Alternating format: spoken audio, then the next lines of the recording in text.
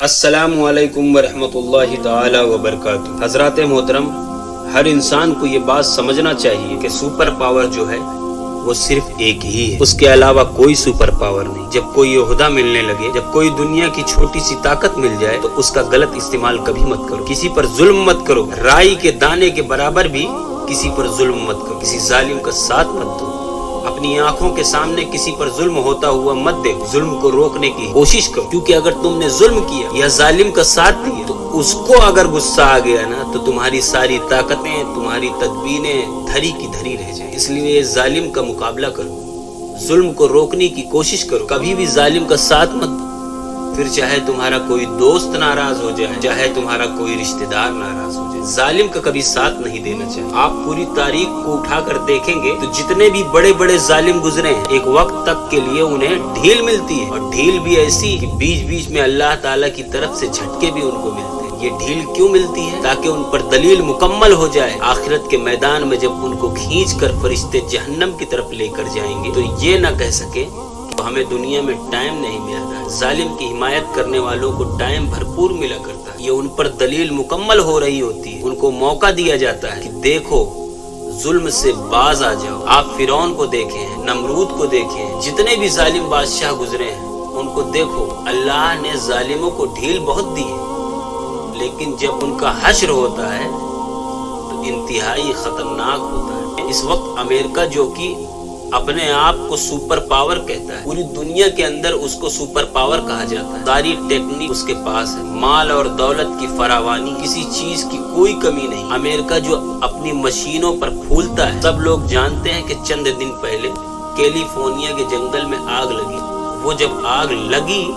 تو پھر اللہ تبارک و تعالیٰ نے ہوائیں چلائی، اور ایسی تیز ہوائیں چلی جو آگ کے شعلے تھے ہواؤں کے ذریعے پوری ایریا میں پھیل گئے، اور یہ آگ بڑھتی چلی گئی۔ امریکہ کے ایک بہت بڑے علاقے میں یہ آگ پھیل چکی ہے، اور لاس اینجلس میں اس جگہ تک پہنچ چکی ہے جہاں سارے کے سارے سیلیبریٹی لوگ رہتے ہیں، نیتا لوگ رہتے ہیں، وہاں تک یہ آگ پہنچ چکی ہے، اور بڑے بڑے کروڑ ارب پتیوں کے گھر جل کر راکھ ہو چکے، اور اب تک اس آگ پر قابو نہیں پایا جا سکا۔ یہ بات میں اس لیے بول رہا ہوں کہ غزہ کے اندر جن مظلوم پر ظلم ہوا ہے، اسکول، ہاسپٹل، معصوم بچوں، کسی کو بھی نہیں چھوڑا گیا۔ اس میں ظلم کو سپورٹ کرنے والا کون تھا، اور ظلم کی حمایت کرنے والا اور مظلوم پر ظلم کے لیے سارے سامان دینے والا ایک وقت کے لیے اللہ نے ڈھیل دی۔ یہ وہ لوگ ہیں جن کے گھر جل رہے ہیں، جن کے گھروں میں آگ لگ رہی ہے، یہ وہ سیلیبریٹی ہیں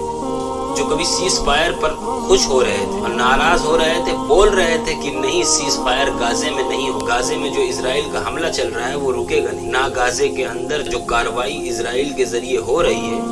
وہ ہوتی رہنی چاہیے، کسی بھی قیمت پر سیز فائر نہیں ہونا چاہیے۔ اللہ نے ڈھیل دی، جو غازے کے اندر شہید ہو رہے ہیں۔ دنیا کی زندگی تو بہت چھوٹی سی ہے، ختم ہو جانی ہے، آخرت میں ان کا اونچا مقام پکا ہے، کیونکہ اللہ تعالیٰ قرآن میں خود فرماتا ہے اللہ کو کیا ملے گا تمہیں جہنم میں ڈال کر، اللہ کا کیا فائدہ ہے تمہیں عذاب میں مبتلا کر کے۔ تو یہ جو شارٹ ٹائم کے لیے ایک آزمائش اور ایک عذاب آتا ہے، عذاب ظالموں پر آتا ہے، آزمائش اللہ کے نیک بندوں پر آتی ہے۔ یہ جو شارٹ ٹائم کے لیے عذاب آتا ہے یہ ایک جھٹکا ہوتا ہے، یہ ایک وارننگ ہوتی ہے اللہ تبارک و تعالیٰ کی طرف کہ دیکھو سپر پاور میں ہوں، دیکھو طاقت والا میں ہوں۔ ظلم میں اور اپنی پاور کے نشے میں اتنا چور مت ہو جانا۔ جب اس کو غصہ آتا ہے اور اس کا غضب نازل ہوتا ہے، پھر ساری اسے ٹیکنیک کی ضرورت نہیں پڑتی، اس کو مشینوں کی ضرورت نہیں پڑتی، اسے بم کی ضرورت نہیں پڑتی، اس کے اشارے پر سب کچھ ہو جاتا ہے۔ وہ حکم دیتا ہے کن تو ہوائیں چلتی، اور آگ کے جو شرارے ہوتے ہیں ان کو لے کر دور تک پھینکتی، اور پھر یہ آگ بڑھتی چلی جاتی۔ اب تک آگ پر قابو نہیں پایا جا سکا۔ میرے عزیز بھائیوں، میری بہنوں، یہ سب کچھ بتا کر پوری دنیا کو یہ تعلیم دینا چاہتا ہوں کہ دیکھو ظلم کرنے والا تمہارا بھائی کیوں نہ ہو، اسلام نے یہ کہا کہ ظلم کرنے والا